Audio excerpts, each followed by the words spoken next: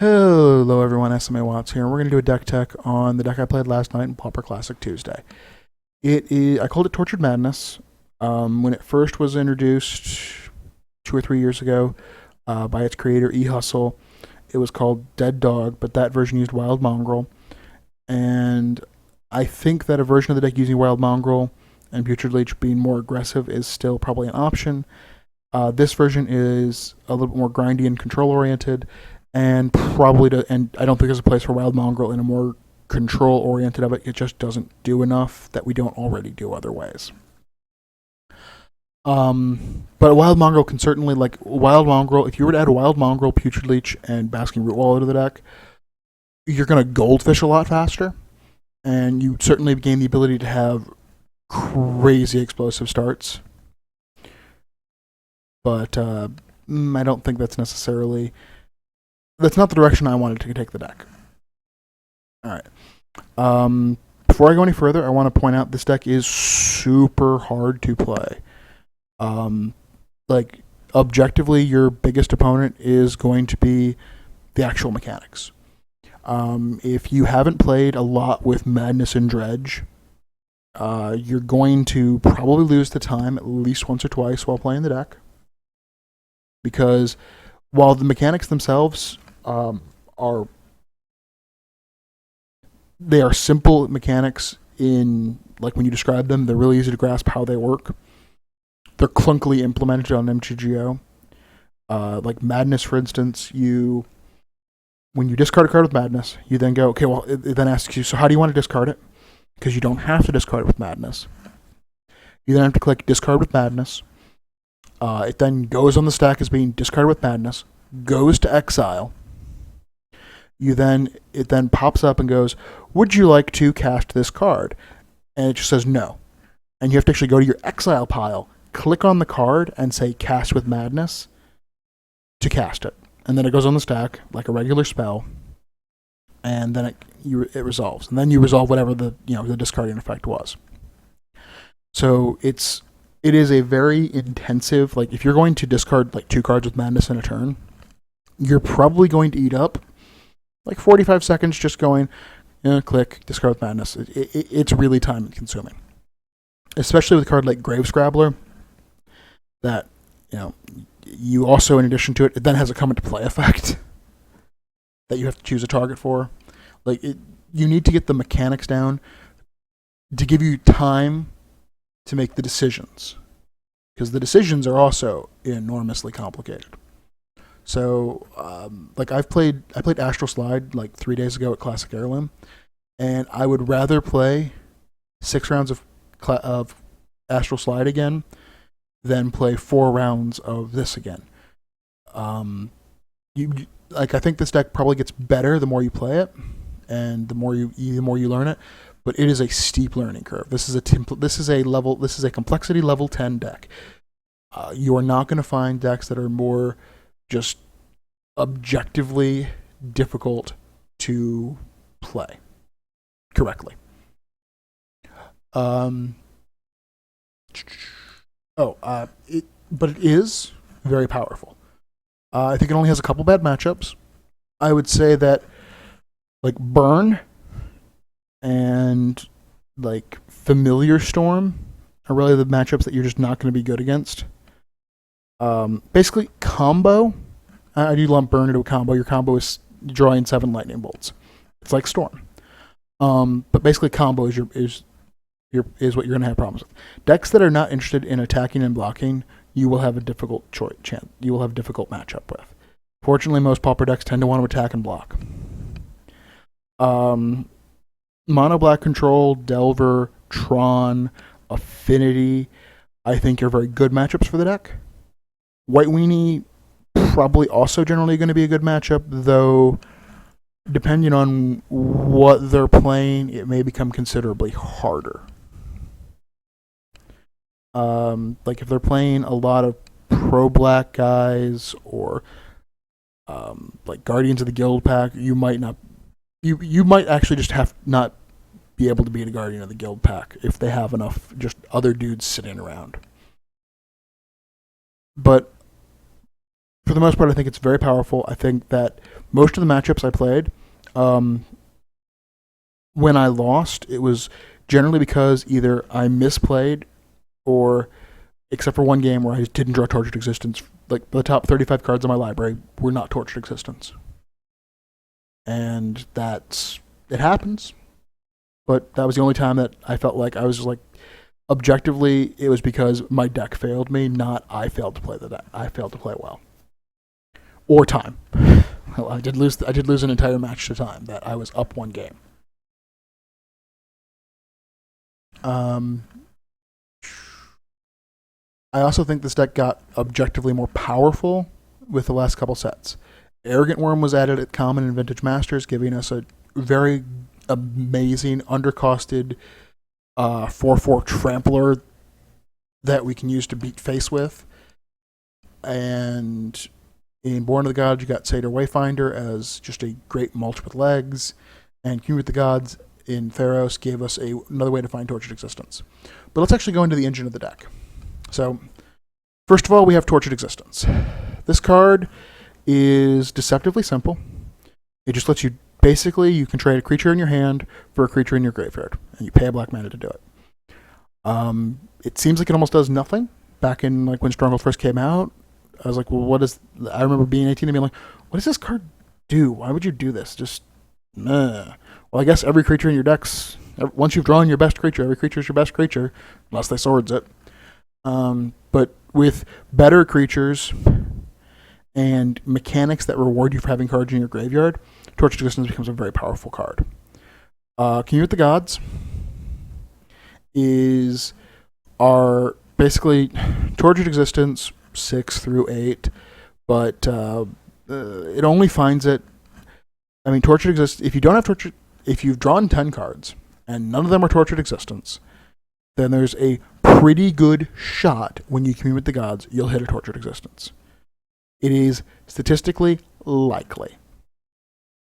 Generally speaking, Tortured Existence represents 4 and 60 cards in your deck. You're going to see 5 cards. It's pretty good. You should generally see a torture. But if you cast King of the Gods on turn 2 or 3, generally speaking, at that point, you are favored to have seen a Tortured Existence. As an added bonus, it throws the rest of the stuff in the graveyard where you can then take advantage of it. Satyr Wayfinder is a 1/1 that you reveal the top 4 cards of your library, take a land from it, put the rest in your graveyard. Versions of this deck used to play Mulch. He is almost as good as Mulch. I mean, if you look at Mulch as often it hit 2 lands, like that was its ideal play was I paid 2 mana and a card and I got 2 lands out of my deck and I put some cards in my graveyard. Satyr Wayfinder is for 2 mana, you get a 1/1, not worth a card, and you get 1 land. So it's really, if you're going to actually evaluate it purely on math, you have to compare the value of a 1/1 versus the value of a land. Now, Satyr Wayfinder gets a huge bump in this deck because being a creature, that means he can be discarded for Tortured Existence.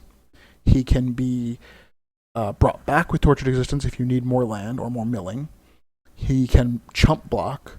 He sometimes can even trade. He's head and shoulders of just a strict upgrade to Mulch in this deck.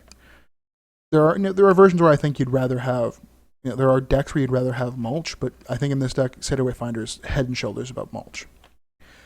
All right, now our real engines that make the deck work once you have Tortured Existence in play are our dredge creatures.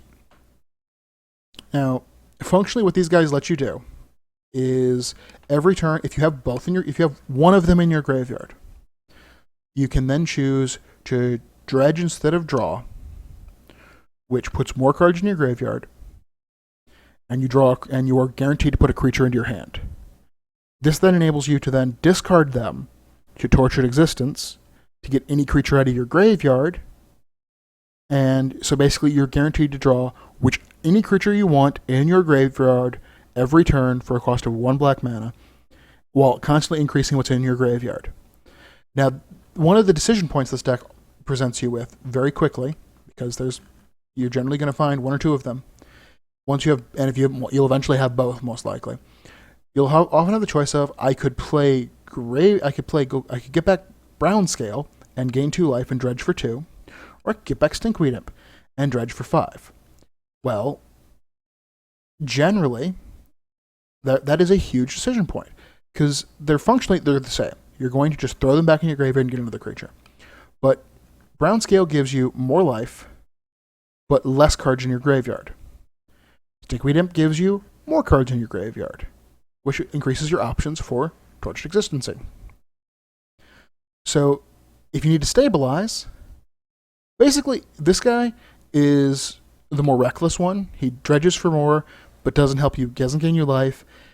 Whereas this guy gives you life, dredges for less, and just inherently more conservative. And he protects. You are less likely to mill yourself out because you're only really going through your deck a card a turn faster than you would be just drawing. So, and that's just the decision point on how you would like to draw whatever creature you want to draw this turn. Then we have our Madness creatures. Grave Scrabbler is terrible if you're not going to Madness him. Like, he's a 4-mana 2/2 that does nothing. If you Madness him, he's a 2-mana 2/2 that gives you back a creature out of your graveyard. If you Torture Existence to Madness him, he's a 3-mana 2/2 and this is really where he is in the deck. In the deck, he is, as a casting cost, you need to have Torture Existence in play to get him to play. But he is 1 black. Return 2 creatures from your graveyard to your hand when he comes into play. Actually, technically, it's return target creature to your hand when you cast him, and target creature when he comes into play, because they can't counter against counterspell decks, like against counter spells. If you have Torture Resistance in play, it becomes one of those things of just chaining Grave Scrabbler to Grave Scrabbler.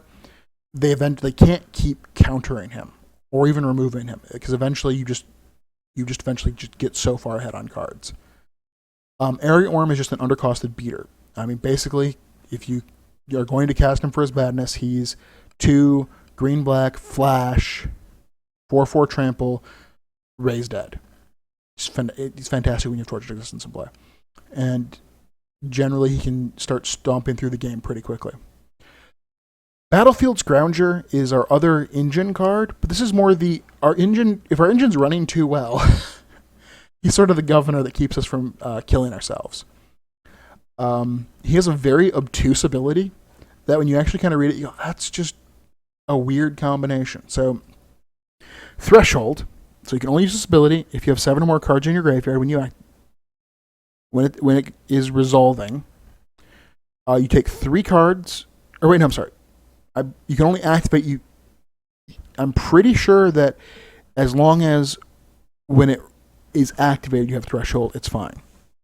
You put 3 cards from your graveyard on the bottom of your library. So this actually, if he is in play, you functionally can only be milled out if your opponent has instant speed milling. Because basically before you draw, you just activate this, and then they have to respond to his activation by milling you. And they have to mill you for at least 3. And he gets +3/+3, and you can use it only once a turn, but you can use it both on your turn and your opponent's turn.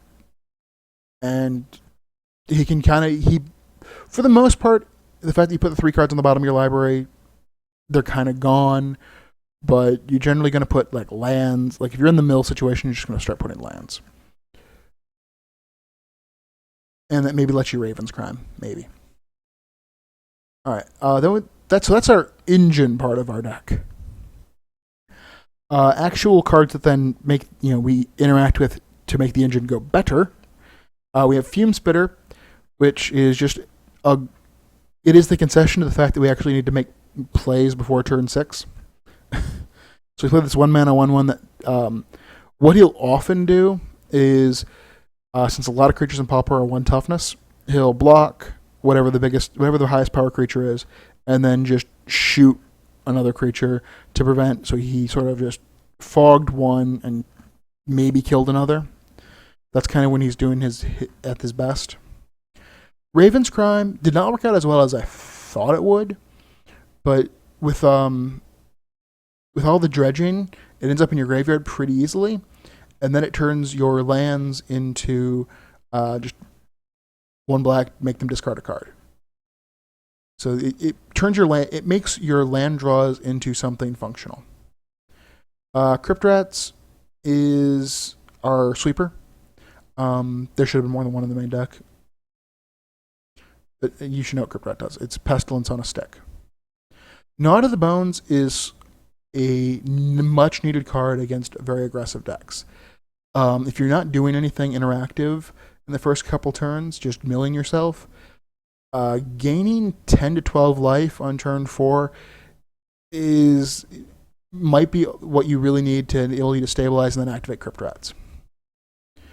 Tilling Treefolk, once again we have this cute interaction of if you mill, since you're milling lands, one of the ways you can get your lands back is to Tortured Existence back a Treefolk and get the lands, then you have them for either Raven's Crime or to keep building out your mana base.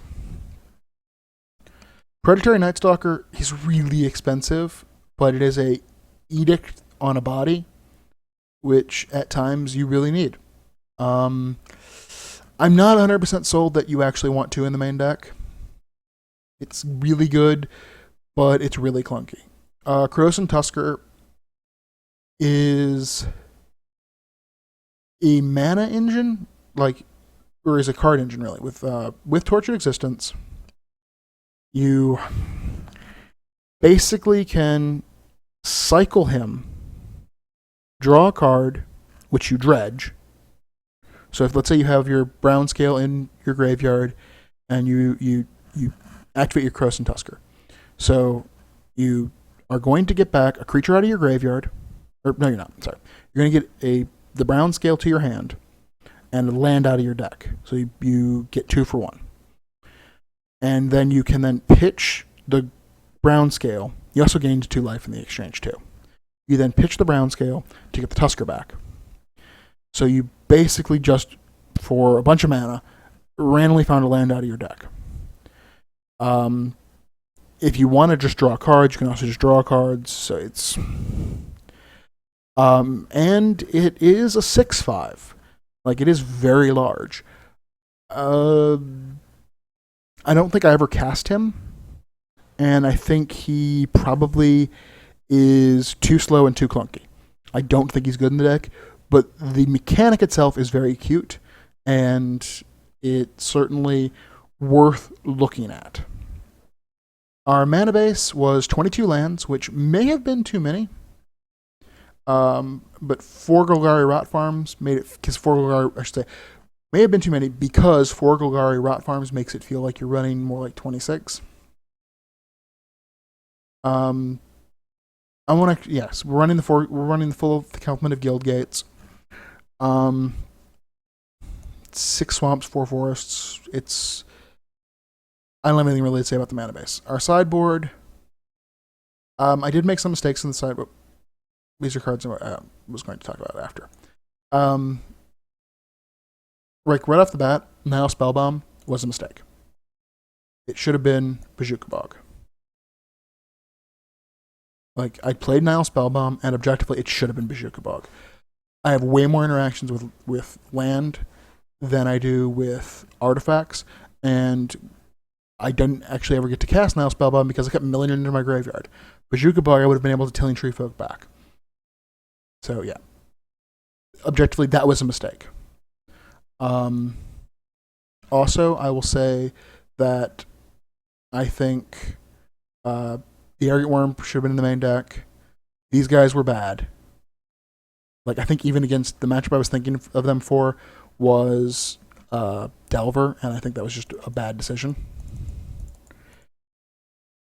And they should have been 2 Fume Spitters. I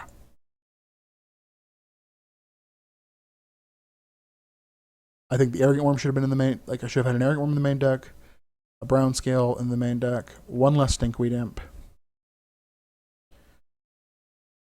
and Croson Tuskers should have been just not. Crypt Rat, another crypt rat in the main deck. I think the Raven's Crimes were overly, like, I didn't get much value out of them. They should have been Mesmeric Fiends.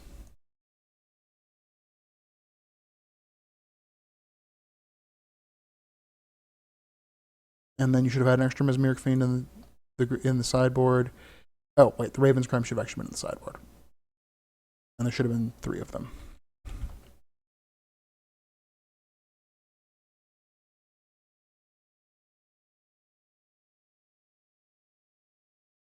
And there was something else.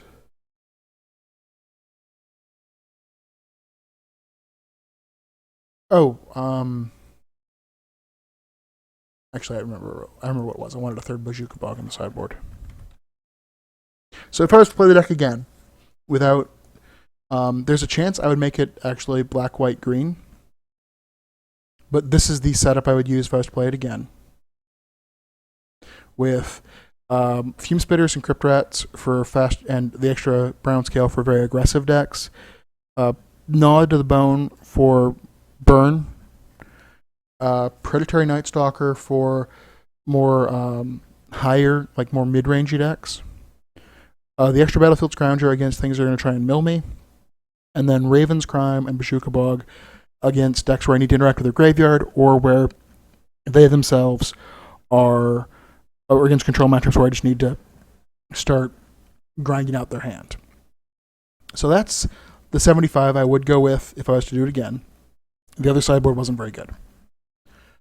As I said, also I would also consider, and there's a good chance if I played it in, it will be, I'd go black, white, green. I'd cut out a couple of the random green cards and I'd cut out the Guild Gates, add in 4 Evolving Wilds, put in like 2 planes, and I would then maybe an Orzhov Basilica, and add to the main deck some Oromancers and some Keenan Apparitions to give me the ability to interact with artifacts and enchantments, as well as to get back my artifacts and my enchantments. So that's the deck I played. It was super grindy. There's a million decisions. If you want to really test yourself and your ability to play a deck like this, give it a shot. It's not an expensive deck, and I feel like it's very rewarding to play. Thank you for watching.